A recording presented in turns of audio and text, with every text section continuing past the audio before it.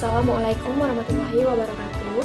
Perkenalkan, nama saya Ratni dari Prodi Hukum Pidana Islam kelas 6B HPI dengan NIM 1022057. Di sini saya akan menjelaskan tentang identitas Jambi. Salah satunya adalah tari Sekapur Sirih yang berasal dari Jambi dan merupakan tarian tradisional yang biasa digunakan untuk menyambut tamu kehormatan. Tarian ini memiliki makna sebagai ungkapan rasa hormat, syukur, dan kebahagiaan dalam menyambut tamu. Berikut adalah penjelasannya. Tari Sekapur Sirih adalah salah satu tarian tradisional yang berasal dari daerah Jambi. Tarian ini termasuk jenis tarian penyambut yang biasanya ditarikan oleh para penari wanita dengan pakaian adat serta diiringi oleh alunan musik pengiring. Mereka menari dengan gerakan yang lemah lembut dan membawa cerano atau wadah dengan tanda persembahan.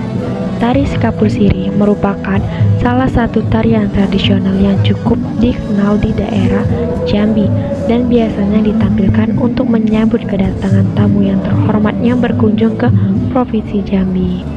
Menurut sejarahnya, tari Sekapur Sirih pertama kali diciptakan oleh salah satu seniman yang cukup terkenal di Jambi bernama Firdaus Capta.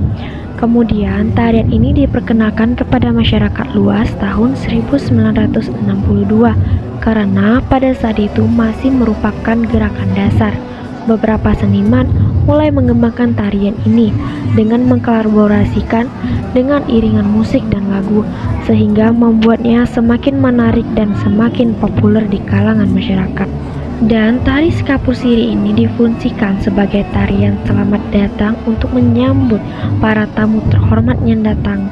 Tarian ini dimaknai dengan sikap keterbukaan masyarakat dalam menyambut para tamu yang datang ke Provinsi Jambi ataupun tempat di Jambi. Selain itu, tari Sekapur Sirih juga dimaknai sebagai ungkapan rasa syukur dan bahagia masyarakat dalam menyambut para tamu tersebut. Pada sebuah pertunjukan, tari Sekapur Sirih ada beberapa hal yang harus dipersiapkan seperti kostum, musik, profeti, dan sebagainya.